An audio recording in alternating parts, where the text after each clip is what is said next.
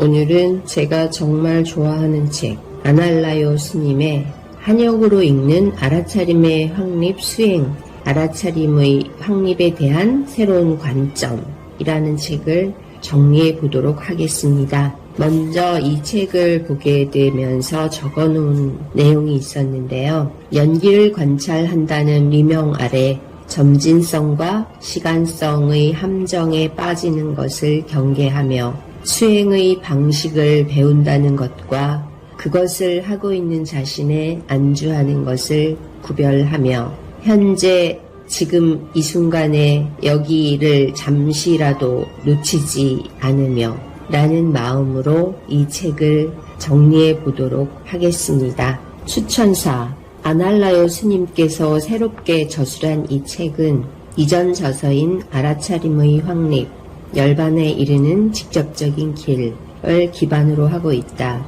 스님은 이 책에서 알아차림의 확립에 대해 중요한 내용을 담고 있는 빨리어 경전과 한역 경전에 실려있는 알아차림을 깊이 탐구함으로써 알아차림이라는 핵심적인 가르침이 갖는 전망을 확대하고 있다. 아날라요 스님 자신이 이룩한 깊은 수행과 결합된 놀라운 학문적인 연구는 붓다가 가르친 해탈에 이르는 길로 나아가는데 정말로 소중한 지침이 되고 있다. 이 책은 알아차림에 익숙하지 않은 초보자를 위한 교본이 아니다. 오히려 깊이 있는 연구서이자 탐구서이다. 스님의 저서는 우리에게 괴로움의 원인을 이해하는 방법과 이 고통에 벗어나서 잠재적인 자유의 가능성을 실현하는 방법에 대해 철저하면서도 섬세한 분석을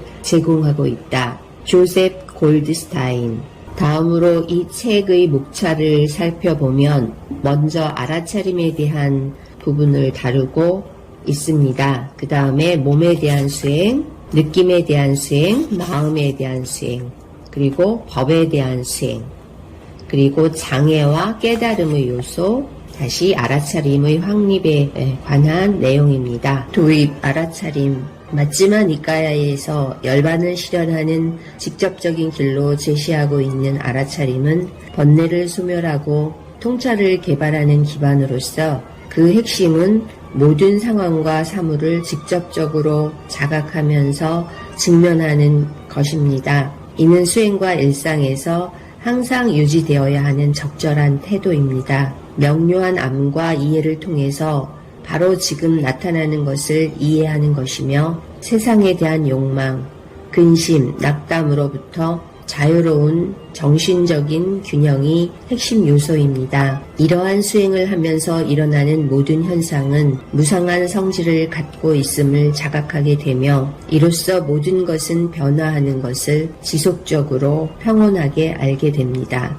알아차림의 상실. 알아차림의 상실로 인해서 결국은 마음이 감각적 욕망으로 가득 차고 넘친다고 합니다. 몸을 소화하지 않고 감각의 문을 제어하지 않고 알아차림이 모이지 않은 마음으로 행동했을 때에는 감각적 욕망에 사로잡히게 된다고 말하고 있습니다. 즉, 눈으로 모양을 보고 올바른 알아차림을 상실한다면 가래와 집착에 사로잡히게 됩니다. 알아차림의 보호적 기능. 알아차림을 통해 욕망 또는 혐오의 흐름에 휩쓸리지 않고 외부 세계를 잘 다룰 수 있게 됩니다. 책에서는 몇 가지 비유를 들고 있는데요. 먼저 첫 번째, 마함경의 원숭이의 비유입니다. 끈끈이를 사지에 결국 다 묻히고 마는 원숭이의 이야기인데요. 알아차림의 확립이라는 보호적인 거리두기가 되지 않으면 다섯 감각에 붙잡혀 버릴 위험성이 있으며 이는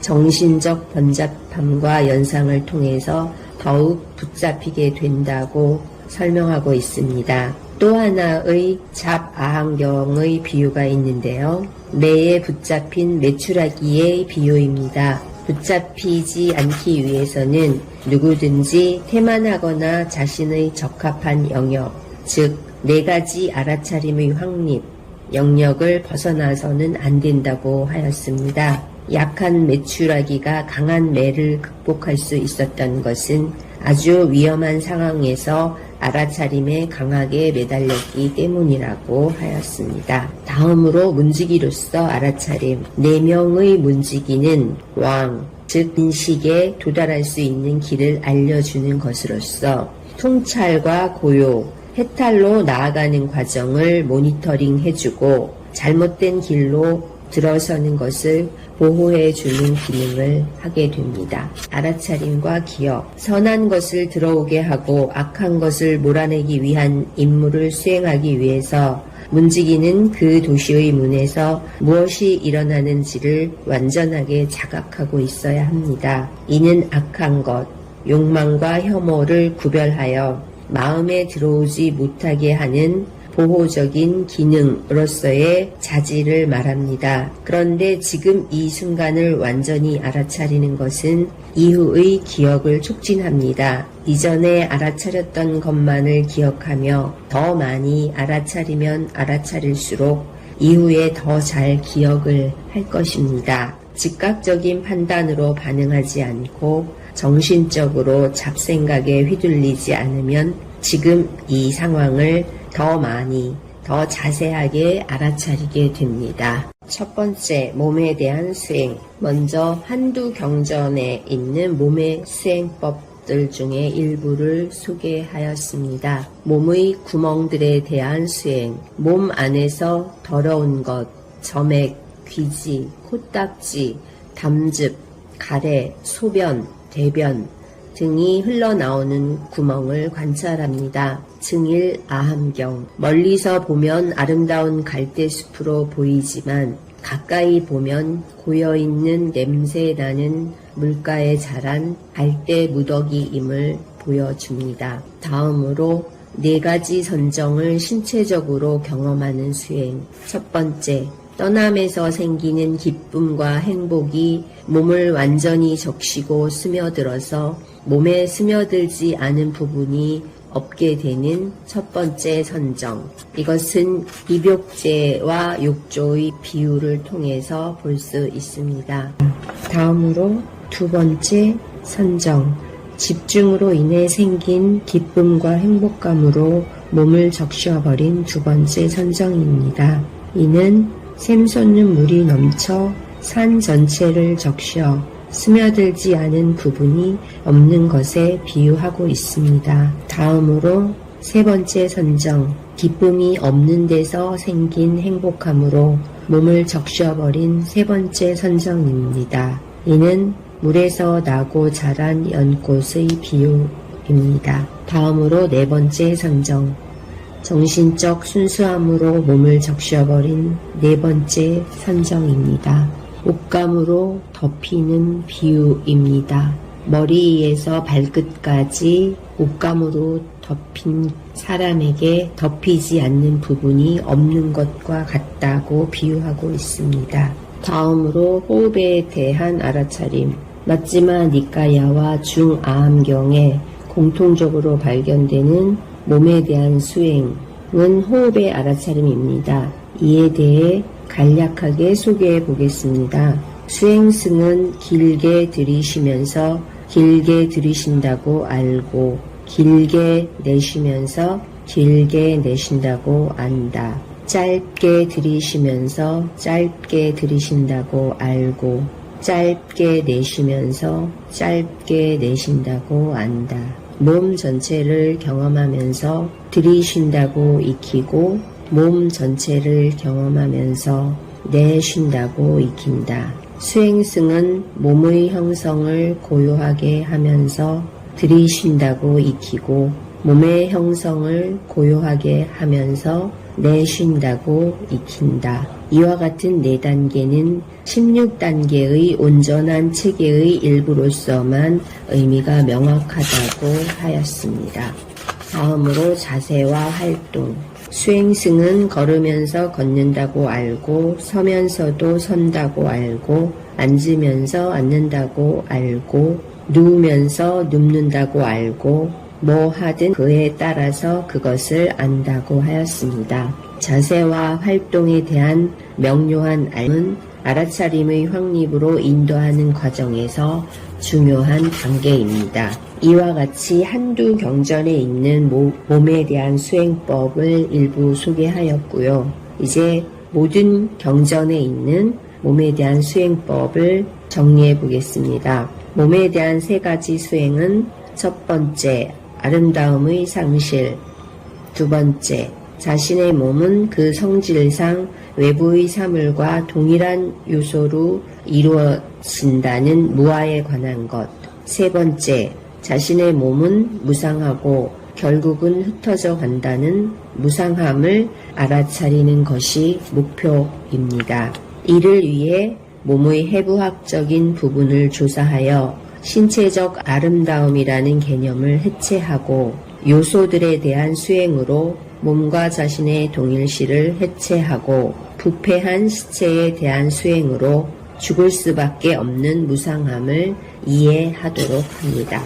몸에 대한 수행의 유익 3가지 수행으로 몸에 대한 반복적인 알아차림이 되면 전체로서의 몸은 자신의 체험을 보다 더 의식적으로 기록하는 장소가 됩니다. 몸에 대한 수행의 결과 몸이 어떤 자세나 활동을 취하든 몸을 알아차리는 능력이 강화됩니다. 몸의 알아차림을 단단히 정박시키기. 몸에 대한 수행으로 길러진 자각은 일상적 활동을 하는 동안 알아차림을 유지하는 중요한 지지대로 작용하게 됩니다. 예를 들면 6 동물을 묶고 있는 말뚝의 비유가 있는데요. 몸에 대한 알아차림은 6 감각을 통해 들어오는 것에 매혹당하고 휘둘리는 힘을 견디게 해주는 중심점이 된다고 비유하고 있습니다. 첫 번째, 몸에 대한 수행. 해부학적 부분들. 수행승은 이 몸을 머리에서 발끝까지 아름다움을 결여한 특성이 있고 집착할 만한 가치가 없다고 특성과 기능에 따라서 관찰한다. 증일암경.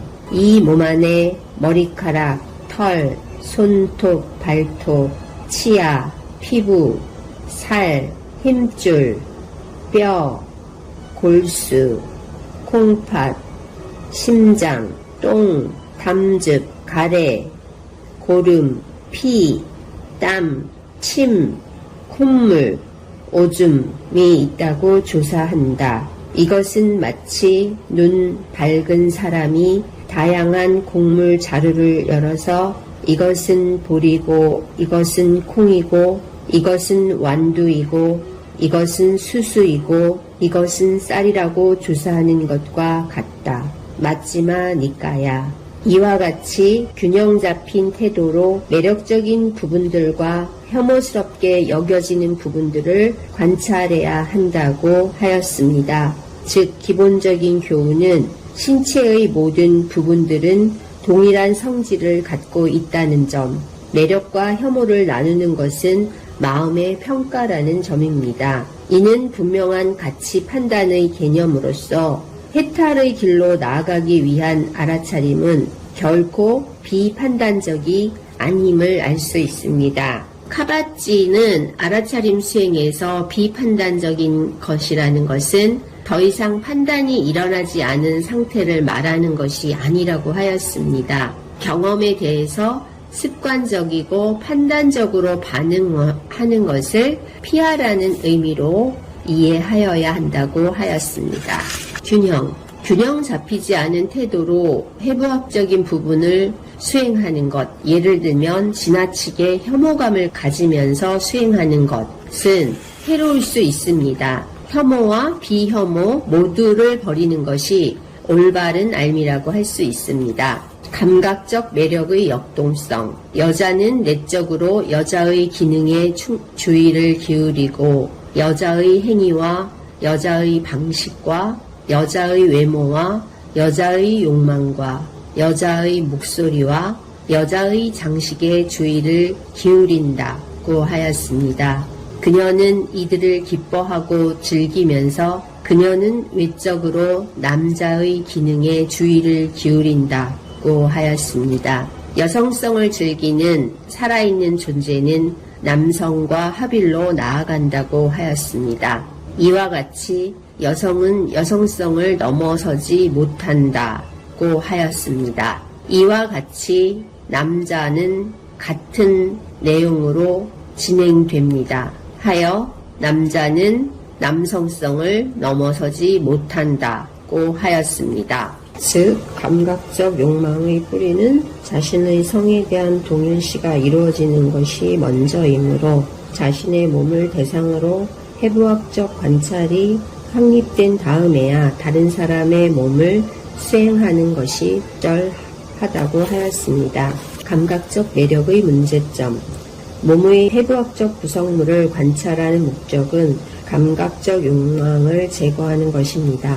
경전에서는 나병 환자가 자신의 상처 딱지를 긁어서 불에 태우는 냉혹한 비유를 들고 있습니다. 나병 환자가 자신의 상처를 긁을수록 상태는 더욱 나빠지는데 이는 마치 감각을 탐닉하면 할수록 감각적 욕망은 더 강해지는 것과 같습니다. 원하는 대로 누릴 수 있는 그 어떤 왕조차도 감각적 욕망에 목말라 내적으로 평화에 도달하지 못할 것이라고 하고 있습니다. 경전의 비유들은 감각적 쾌락이 주는 작은 즐거움은 결과적으로 더 큰 불이익을 초래한다고 보여줍니다. 이는 환영이고 빌린 물건으로 다니는 것과 같고 결국에 베어질 과일나무에 올라가는 것과 같다고 하였습니다. 더 고결한 행복. 즐거움 그 자체를 부정하는 게 아니라 감각적 탐닉하여 내재하는 결핍을 무시하는 위험성을 강조하는 것입니다. 붓다는 감각적 즐거움과 관계없는 광범위하고 뛰어난 즐거움, 깊은 산정의 행복을 얻을 수 있음을 분명히 하였습니다. 물질적인 행복을 포기하는 것이 아니라 덜 행복한 것, 감각의 족쇄를 포기하는 것입니다. 두 번째, 몸에 대한 수행, 요소들. 수행승은 동일한 이 몸을 어디에 있든 어떻게 있든 이 몸 안에는 땅의 요소, 물의 요소, 불의 요소, 바람의 요소가 있다고 요소를 통해서 조사한다. 이것은 마치 능숙한 백정이 소를 잡아 부위별로 잘라서 네 거리에 두는 것과 같다. 맞지마 니까야. 이와 같이 요소라는 개념으로 몸을 바라보는 수행자는 단순하게 요소들만 보아야 한다고 하였습니다. 수행의 목적은 몸을 단단하고 독립된 개체로 지각하지 않고 나라고 쉽게 생각하는 견고한 감각을 해체하는 것입니다. 계속해서 중아함경의 내용을 일부 읽어보도록 하겠습니다. 나의 이 몸 안에 태어날 때 받은 내적인 땅의 요소가 있다. 머리카락, 털, 손톱, 발톱, 치아, 살갗, 피부, 살, 뼈, 힘줄, 콩팥, 심장, 간, 폐, 비장, 위, 똥이 있다. 딱딱한 것. 태어나면서부터 받은 몸 안에서 발견되는 견고한 특성이 있는 것이다. 이것이 몸 안의 땅의 요소이다. 이 모든 것은 나의 것이 아니고 나는 그것의 부분이 아니고 그것은 나의 자아가 아니다. 나의 이 몸 안에 태어날 때 받은 내적인 물의 요소가 있다. 나의 이 몸 안에 태어날 때 받은 내적인 불의 요소가 있다. 나의 이 몸 안에 태어날 때 받은 내적인 바람의 요소가 있다. 중아함경. 땅과 물의 요소는 해부학적 부분과 공통점이 있으나 요소들에 대한 수행에서는 단단하게 체화된 나라는 감각에 대한 것입니다. 몸을 구성하는 물질은 그 성질상 다른 어떤 것과도 동일하다는 사실을 일깨워 줍니다. 자신의 몸은 다른 몸, 다른 현상들과 본질적으로 다르지 않습니다. 몸의 단단한 부분은 땅의 요소에, 흐름의 부분은 물의 요소에 해당합니다. 불의 요소는 몸의 따뜻함에 해당하는데 몸의 피부 온도를 실제로 자각하면서 알아차립니다. 예를 들면 차가운 발 또는 따뜻한 겨드랑이처럼 서로 다른 부분들의 온도차를 알아차립니다. 들숨이 날숨보다 차다는 것을 느끼면서 몸의 따뜻함을 알아차립니다. 바람의 요소는 호흡, 몸의 다양한 움직임, 가부좌의 조그만 움직임 등에서 드러나는 것을 알아차립니다. 무아, 내적이든 외적이든 네 가지 요소들과 관련해서 어떤 경우라도 자아라고 도용할 수도 없고 나의 것으로 전유되거나 나는 이것이다 라고 동일시할 수 없습니다. 모든 것을 무아라고 보고 수행하면 결국 지속적인 만족을 줄 수 없는 것에 환멸을 느끼고 순리를 하게 되며 완전한 깨달음으로 도달하게 해줍니다. 무아, 무아의 가르침과 전혀 아무것도 없다는 생각을 구별해야 합니다. 무아란 단지 변하지 않는 영원한 자아가 없다는 것 뿐입니다. 과정으로서의 오오는 분명히 존재하고 의도적인 행동을 하고 결국 무더기들의 동일한 흐름이라는 미래 사건에 영향을 끼칩니다. 즉 몸의 수행 목적은 거기에 아무것도 없다는 것이 아닙니다. 체화된 단단한 것이 있다는 대신 몸은 단지 요소들의 결합임을 직접 보는 것입니다. 요소들과 해탈에 이른 자, 아라하는 요소를 자아로 보지 않고 요소에 기반을 둔 자아감도 갖지 않습니다. 예를 들어 나는 땅의 요소를 나의 것으로 보지 않고 나 자신을 땅의 요소에 속하는 것으로 보지 않고 땅의 요소를 자아로 보지 않는다. 나는 물의 요소, 불의 요소, 바람의 요소를 나의 것으로 보지 않고 나 자신을 물의 요소, 불의 요소, 바람의 요소에 속하는 것으로 보지 않고 물의 요소, 불의 요소, 바람의 요소를 자아로 보지 않는다고 중아함경에 소개하였습니다. 네 가지 요소들에 대한 애착과 집착을 극복한 사람들, 요소들의 무아적 성질을 깨달은 사람들이 어려운 경험에 반응하는 방식을 소개하겠습니다. 예를 들어 첫 번째, 누군가가 욕설, 주먹, 돌로 신체적인 공격을 할 때 이러한 사건들에 취약한 것은 단지 몸의 성질이라는 생각으로 힘든 경험들을 견디어냅니다. 두 번째, 누명을 쓴 사리부타가 자신의 행동을 평온하고 분명하게 밝힌 다음 네 요소의 비유로 대처하였습니다. 몸의 형상과 연관된 비유, 네 요소의 결합인 이 몸은 나 그리고 나의 것이라고 전유할 만한 실체적인 어떤 것도 없습니다. 그것은 단지 변화의 흐름에 휘둘리는 거품 덩어리에 불과합니다. 잡아함경의 내용을 소개하겠습니다. 그것은 물결을 따라 떠다니는 거품 덩어리와 같다. 거품 안에는 아무것도 없고 안정적인 것은 아무것도 없고 실체적인 것은 아무것도 없다. 이와 같이 물질적인 것은 무엇이든 조심스럽게 조사하고 주의를 기울이고 분석하여 거품 안에는 아무것도 없고 안정적인 것은 아무것도 없고 실체적인 것은 아무것도 없고 변고성은 없다는 것을 발견한다. 요소들을 관찰하면 몸에서 단단한 것, 흐르는 것, 따뜻한 것, 움직이는 것을 직접적으로 알아차리게 됩니다. 이는 몸을 한 개체 단위라고 생각하는 몸에 대한 감각을 한 껍질씩 벗겨내는 일입니다. 자신의 소유감을 약화시킴으로써 몸과의 동일시에서 벗어나게 하는 것, 즉 이것을 무아라고 하겠습니다. 세 번째, 몸에 대한 수행, 붕괴되는 시체, 중아함경과 증일아함경의 내용을 일부 소개하겠습니다.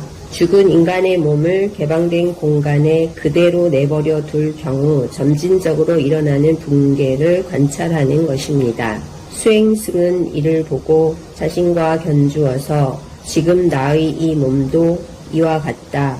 똑같은 특성을 가지고 있고 결코 이 운명을 피할 수 없다 라고 한다. 중아함경, 제 색깔과 구별할 수 없는 색깔의 시체를 집착할 만한 가치가 없다고 본다. 이와 같이 수행승은 나쁜 생각을 제거하고 근심과 슬픔으로부터 자유롭게 머물고 자신 안에서 기쁨을 경험하면서 이 몸은 무상하고 흩어지는 특성을 가지고 있다고 자신의 몸을 관찰한다. 증1아함경. 여기에서 수행의 핵심은 자신의 몸은 시체와 같은 성질을 가지고 있음을 깨닫는 것입니다. 두 번째로 수행을 통해서 자신 안에서 기쁨을 경험한다 라는 것은 증일아함경에 소개되어 있습니다. 얼른 보면 섬뜩해 보이지만 제대로 수행을 하면 기쁨, 즉 몸에 대한 집착에서 정신적으로 자유로워지는 기쁨을 낳을 수 있습니다. 이는 그대로 출리로 이어지기 때문에 붕괴하는 시체를 관찰하는 핵심은 무상의 진리를 깨우치는 것입니다. 몸의 불리함, 물질적 형태의 위험성. 젊은 여성의 아름다운 몸은 만족스럽지만 동일한 사람이 늙고 병들고 결국 죽는다고 하였습니다. 80, 90, 100살이 되었을 때 그녀의 병이 깊어져서 몸은 배설물과 함께 뒹굴고 이를 완화하기 위해 도움이 필요하다고 하였습니다. 죽음의 회상. 붓다는 죽음을 회상하는 수행은 단지 한 호흡의 시간이라고 하였습니다. 즉 진정한 수행은 다음 순간에 호흡을 할 수 없을지도 모른다는 것을 알아차려야 합니다. 이는 죽음에 대한 인식을 현재의 순간으로 바로 여기 지금 이 순간으로 가져오는 것입니다. 보통 개인은 죽음의 문제를 회피하거나 먼 미래에 둠으로써 방어하고자 합니다. 몸에 대해서뿐만 아니라 마음 또한 무상의 법칙을 따른다고 하였습니다. 원숭이의 비유, 원숭이가 한 가지를 놓고 다른 한 가지를 잡으면서 지속적으로 이동하듯이 마음, 생각, 의식은 밤낮으로 한순간도 멈추지 않고 다양한 방식으로 변화를 계속한다고 하였습니다. 죽음의 불가피성. 모든 존재가 지속적으로 변화한다는 무상에 대한 통찰은 죽음에 대한 태도를 변화시킬 수 있는 대단한 잠재력을 갖고 있습니다. 삶 속에 내재된 지속적인 변화를 통찰하지 못하면 죽음은 지금까지 안정적이고 지속적인 것으로 여겨지던 것에 급작스런 끝으로 지각될 수 있습니다. 그러나 꾸준한 수행을 통해서 삶은 변화에 불과하다는 것을 명확하게 받아들이면 죽음은 이러한 과정의 일부, 변화 과정으로 간주될 수 있습니다. 반대로 이러한 통찰이 없으면 죽음을 무서워하게 되며 항상 새롭고 젊고 성장하고 발전하는 것에만 초점을 맞추고 늙고 감소하고 소멸하는 것에는 눈을 감게 됩니다. 이런 일방적인 관점은 현실을 있는 그대로 보지 못하게 하므로 현실에서 적절하고 충만한 삶을 영위하는 것이 가능하지 않습니다. 붓다가 깨달음을 위해 출가하는 것을 촉발한 것도 늙음, 질병, 죽음의 불가피성에 대한 통찰이라고 할 수 있습니다. 신의 전달자로서의 죽음.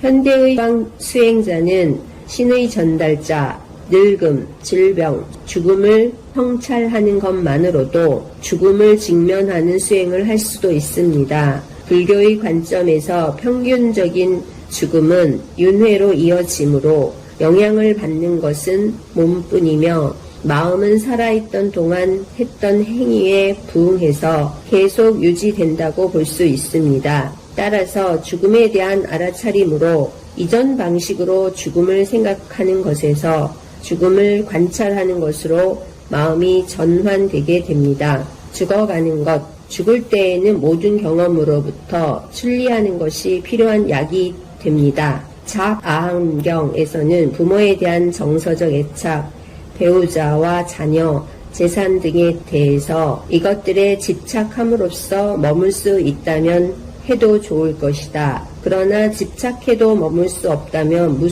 라고 말해 주도록 권고하였습니다. 출리의 마음으로 죽음을 직면하게 되면 해탈의 길로 나아가는 게 대단히 도움이 됩니다. 따라서 살아있는 동안 기회가 있다면 애착을 극복하는 것이 좋습니다. 이와 같이 몸에 대한 수행을 살펴보았습니다. 다음부터는 느낌에 대한 수행에 관하여 살펴보겠습니다.